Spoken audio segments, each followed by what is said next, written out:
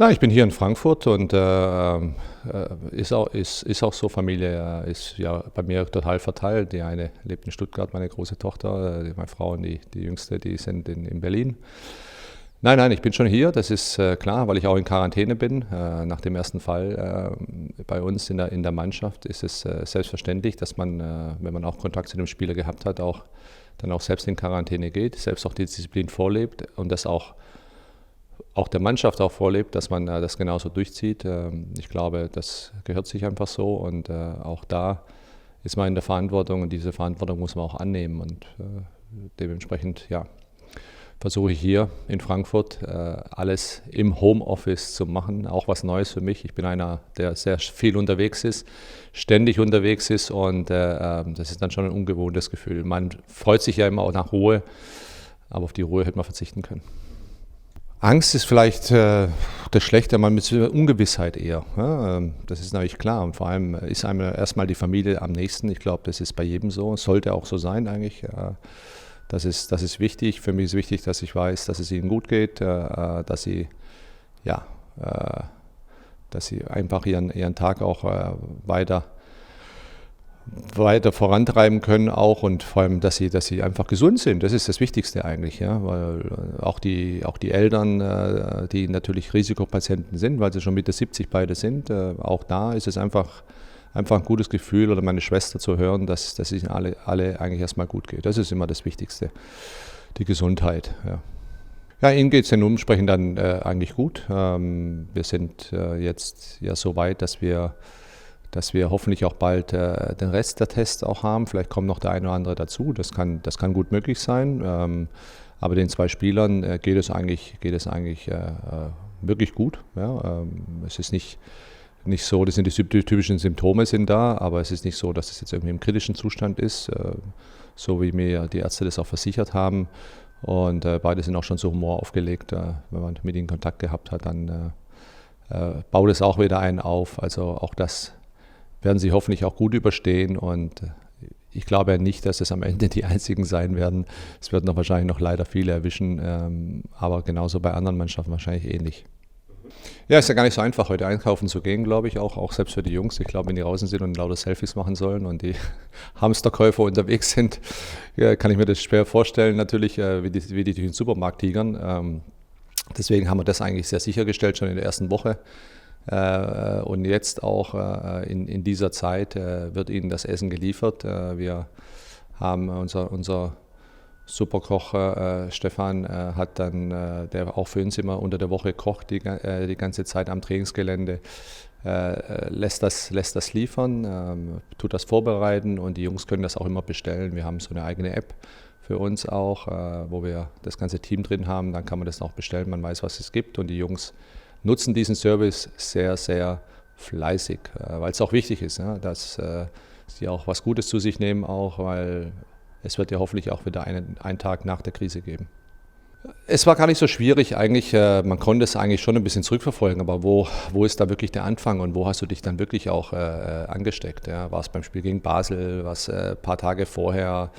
Man weiß ja, dass auch bis so ein Virus dann wirklich auch in dir aktiviert wird, gibt es auch noch ein paar Tage dazwischen, wo es auch hätte viel früher sein können. Es ist in Wirklichkeit ja auch gar nicht so einfach. Ja? Wenn man überlegt, wann man die letzten 48 Stunden, die letzten 5 Tage war, mit wem man alles zusammen war, mit wem man vielleicht irgendwo Kontakt, auch unbewusst vielleicht Kontakt gehabt hat, ist das doch gar nicht so einfach. Ja? Aber Wichtigste ist einfach, dass es erkannt worden ist jetzt und dass wir die richtigen Schritte gehen und dass wir jetzt vor allem in diesem geschlossenen Kreis, wo wir uns bewegt haben, nachdem die Liga ausgesetzt hat und dann zusammen waren, wussten wir eigentlich, wer mit wem zusammen war. Man hat schon dann viel mehr darauf geachtet, mit wem ist man zusammen und mit wem war man auch die letzten Tage zusammen. Also dementsprechend ist es auch einfacher und deswegen ist ja klar, wenn ein Spieler infiziert ist und die ganze Truppe hat ihn vielleicht auch in diesen Tagen zuvor gesehen, muss die ganze Truppe auch in Quarantäne. Ja, das gibt's. Also Videos gibt's eigentlich immer abgedatet, immer einige neue Sachen. Da geht es natürlich gerade um die Kräftigung des Rumpfbereiches, was man alles auch zu Hause machen kann. Sie haben Matten geliefert bekommen, sie haben die Spinning-Fahrräder bekommen, die sie ja schon kennen eigentlich auch, wo sie sich austoben können drauf, wo sie ihren Plan machen müssen, wo sie ihren Puls fahren müssen.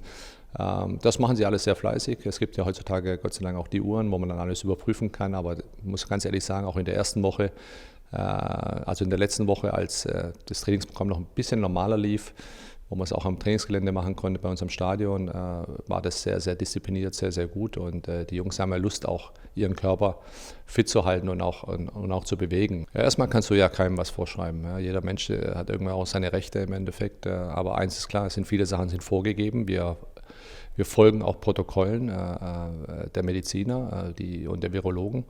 Und diese müssen wir folgen. Und ich glaube, der gesunde Menschenverstand sagt uns dann auch, dass wir das auch tun sollten, dann auch und umsetzen sollten. Und das war bei uns bis jetzt in einzelnen Fällen natürlich gar kein Problem. Also wir sind alle hier in der Nähe von Frankfurt oder in Frankfurt, wo die Jungs auch leben, sind zu Hause, jetzt in der Quarantäne auch.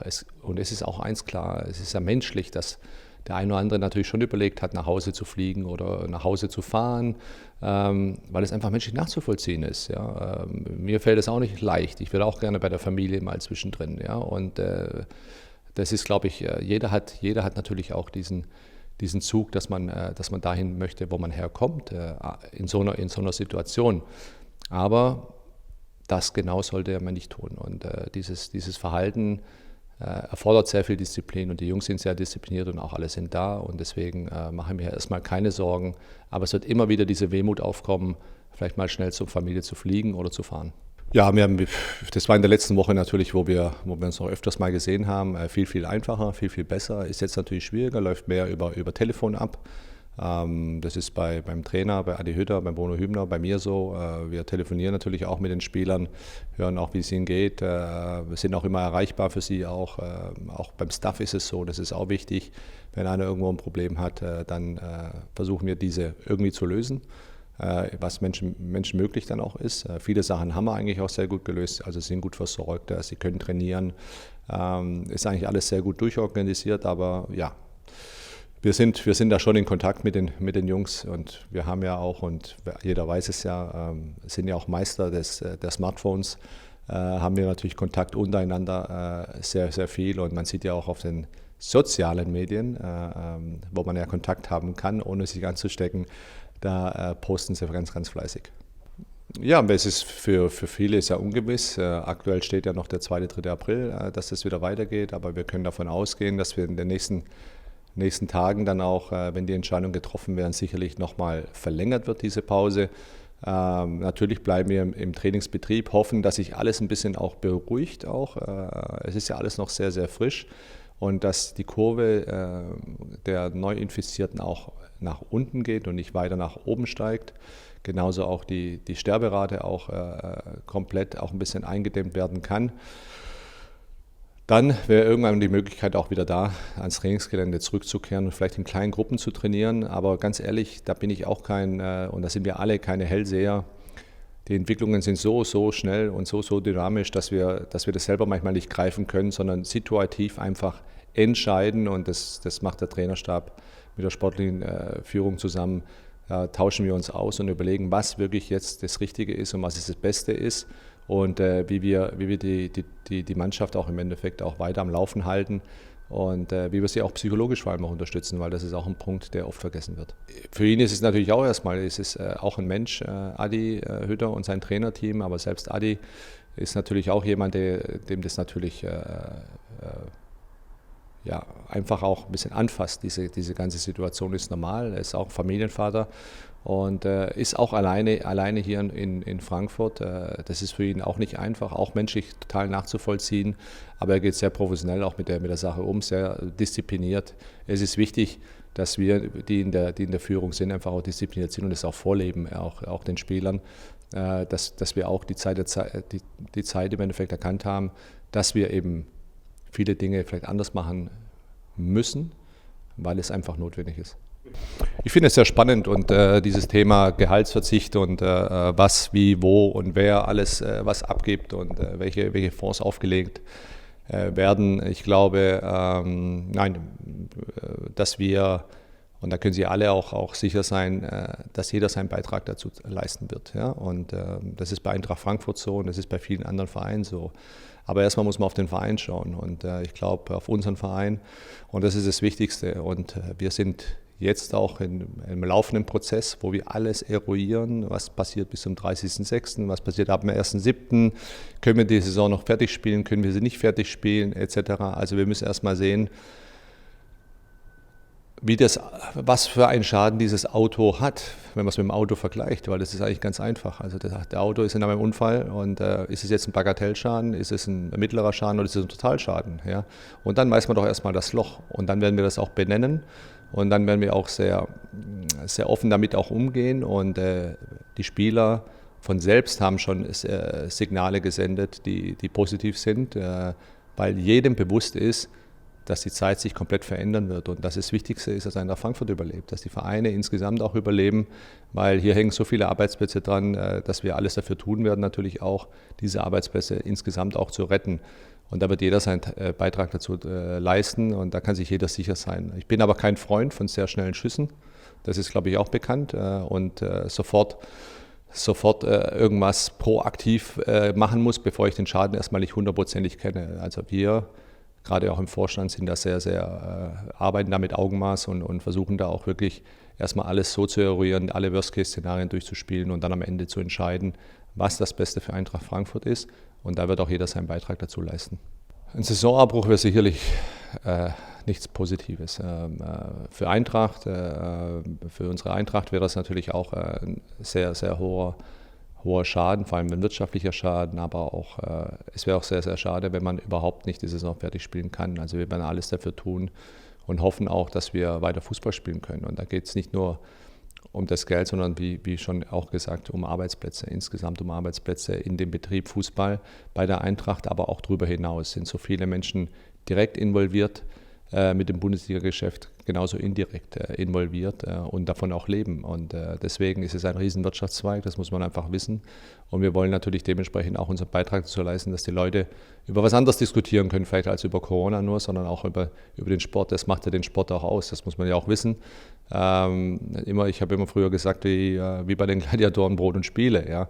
Aber es muss natürlich sicher sein und es muss auch von der Gesundheit darf es nicht schädlich sein und deswegen erwarten wir im Endeffekt auch, was auch die Virologen und die Mediziner uns sagen, weil ich glaube, das ist das Wichtigste, auf die sollten wir hören. Ist das möglich, ist es nicht möglich?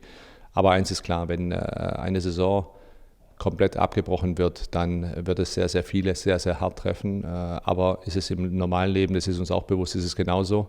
Bei vielen anderen Unternehmen, bei vielen kleinen mittelständischen Unternehmen, auch die haben alle diese Sorgen. Also ich glaube, der Fußball ist ein wichtiger Tool, auch wieder Menschen zu unterhalten und der Sport insgesamt, glaube ich auch. Und deswegen wollen Sportler eigentlich immer auf den Platz gehen, egal in welcher Situation es ist, um diese Emotionen auch den Menschen auch rüberzugeben und den Fans auch rüberzugeben. Deswegen hoffe ich nicht, dass es dazu kommt, ja, dass wir das irgendwie in den nächsten Wochen dann auch hinbekommen. Sehr viele Pläne sind ja schon raus. Und auch da wird wieder am Dienstag, Mittwoch wird wieder entschieden, wie so ein Rahmenterminkalender aussehen könnte. Ich glaube, wir können das schaffen, gemeinsam können wir das schaffen und dann vor allem mal schauen, was die Zukunft noch bringt. Sie ist sehr ungewiss und auch hier werden wir alle situativ sehr, sehr schnell reagieren müssen, wann es losgeht, ob es überhaupt losgeht. Wenn nicht, dann wird es sehr, sehr spannend zu sehen sein, wie wir das in den Clubs, aber auch in der Liga hinbekommen, die Vereine zu retten. Ich glaube, dass es jetzt Spielraum aktuell auch gibt, dass man auch im Juli noch vielleicht die Saison zu Ende spielen kann, aber unser Ziel müsste sein, eigentlich wirklich das Ende Juni zu schaffen, weil auch dieser 30.06., wo die Verträge enden, ist eben so ein Zeitpunkt, wo eine Saison einfach fertig ist und wo auch Verträge im Endeffekt auch auslaufen und es kann sicherlich die Situation geben, dass es länger dauern könnte. Ja? Das haben wir aber selbst auch gar nicht so in der Hand. Sollte es so sein, dann bedarf es schon sehr, sehr flexible Möglichkeiten, wie vielleicht ein Spieler noch über dem Juli, der eigentlich eben Ende Juni sein Vertrag endet, noch weiter bei dem Verein beschäftigt sein kann oder spielen kann. Das sind nicht nur die Vereine gefordert, da ist die Liga gefordert, aber auch der europäische Fußball insgesamt, die UEFA, die FIFA. weil das System natürlich komplett dann außer Kraft gesetzt wird. Ja, wir haben schon sehr viele Gespräche schon im Vorfeld geführt. Das ist schon mal das Gute, auch mit den Spielern da, wo die Verträge auslaufen. Wir sind aber jetzt natürlich erstmal auf einem Hold-Status. Also wir müssen jetzt mal genau erstmal, wie ich vorher auch gesagt habe, wir müssen erstmal die ganzen Szenarien durchspielen, sehen, was es für uns auch insgesamt wirtschaftlich auch bedeutet für Eintracht Frankfurt und müssen überlegen dann, was wir machen. Ob Neuinvestitionen werden sicherlich erstmal zurückgestellt. Viele Dinge, die wir vielleicht geplant haben, müssen wir einfach verschieben, müssen lang nach hinten verschieben, weil der Schaden doch die nächsten Monate uns sehr stark beeinträchtigen wird, vielleicht auch das komplette Jahr.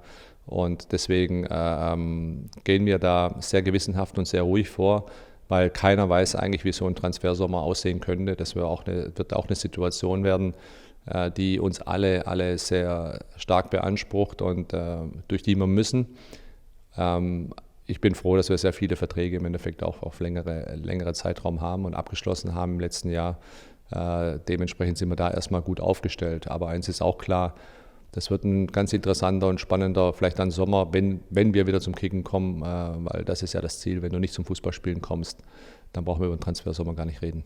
Ja, gut, ob es einen Kollaps gibt, das sind alles legitime Fragen, aber das sind alles Themen, die im Endeffekt ich jetzt aktuell heute gar nicht beantworten kann. Also da kann man vieles vermuten, da müssen viele negative Dinge noch passieren, damit ein Transfersommer nicht mehr stattfindet. Aber es ist eben so, dass wir positiv sind und auch guter Hoffnung sind, dass wir auf den Platz zurückkehren können und dass es ein halbwegs normaler Transfersommer wird. Also halbwegs normal ist noch positiv ausgedrückt, ich weiß, aber in einer veränderten Form. Sind vielleicht die besseren Worte. Ja? Und deswegen sollten wir erstmal schauen, was passiert, bevor man irgendwelche Horrorszenarien sich ausmalt. Also es ist klar, dass dass ich mit meinen Vorstandskollegen, mit Oliver Frankenbach und Axel Hellmann natürlich eigentlich gefühlt täglich Kontakt habe, dass wir Telefonkonferenzen haben, dass wir auch in unseren Kommissionen, in denen wir sind, in der Deutschen Fußballliga ständig Konferenzen haben, auch Video, genauso wie Telefonkonferenzen und da sind wir sehr stark eingebunden und natürlich versuchen alle unsere Partner, aber genauso auch im sportlichen Bereich im Endeffekt alle bei Laune zu halten auch und positiv nach vorne schauen zu lassen, ohne einen vernebelten Blick, sondern einfach auch klar die Situation zu erkennen und zu sagen, okay, so ist es jetzt. Jetzt versuchen wir das Beste draus zu machen. Ja. Ich glaube, das war auch immer die Stärke auch des Sports insgesamt, auch des Fußballs, sich auch Gegebenheiten anzupassen. Ja. Und jetzt ist es eben so, wie es ist. Und wir besprechen im Endeffekt dann wirklich alles, was die Eintracht betrifft und versuchen natürlich dementsprechend, was ich schon gesagt habe, diesen Verein am Leben zu erhalten, auch positiv am Leben zu erhalten und wirtschaftlich durch diese Krise zu führen.